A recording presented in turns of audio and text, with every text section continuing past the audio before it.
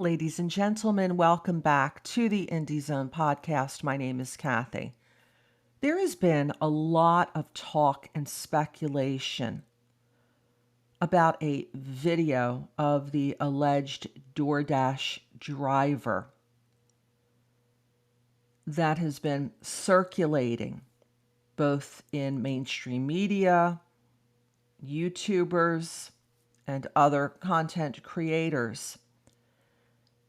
And I've been asked to give opinions on this topic. What I want to do is, because we focus on the official records, to go back to the Affidavit of Probable Cause and look and see what Detective Brett Payne, who signed this document asking for Mr. Kohberger's arrest back on December 29th, 2022, had to say about this DoorDash delivery driver.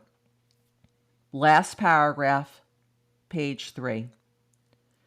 DM and BF both made statements during interviews that indicated the occupants of the King Road residence were at home by 2:00 a.m.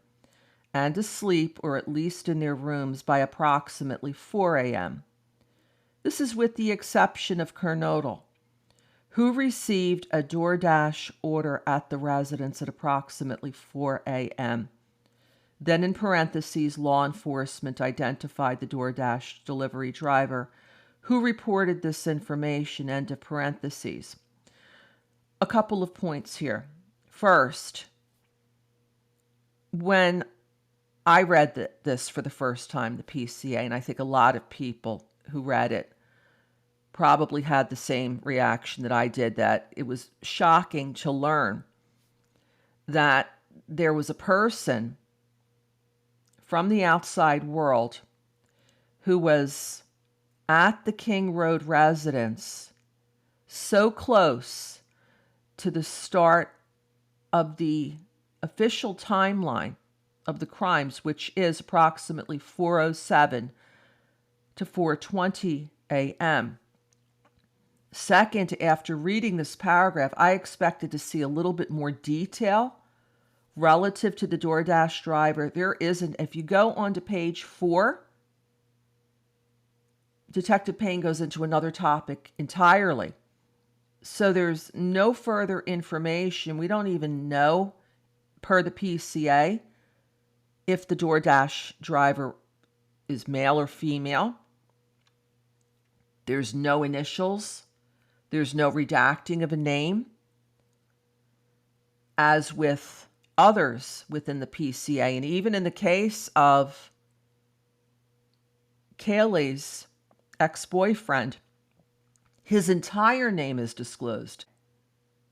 The private party driver is identified in the paragraph preceding this paragraph that talks about the DoorDash delivery driver who had contact with Kaylee and Madison much earlier in that morning. His name's redacted here. The medical examiner's name is fully redacted in this PCA.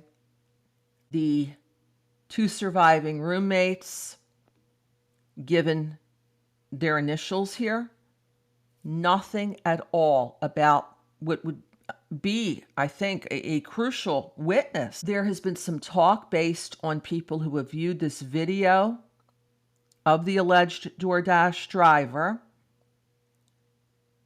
might have made contact with Mr. Kohberger, might have seen him even, if not his vehicle.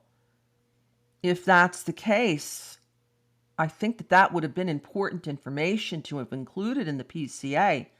It's not. I am very curious to be able to watch and to hear the DoorDash driver at trial. I would imagine that the DoorDash driver has got to be on the state of Idaho's witness list. And that means that not only will the state, but the defense on cross-examination will have an opportunity in front of the jury to take testimony from him or her.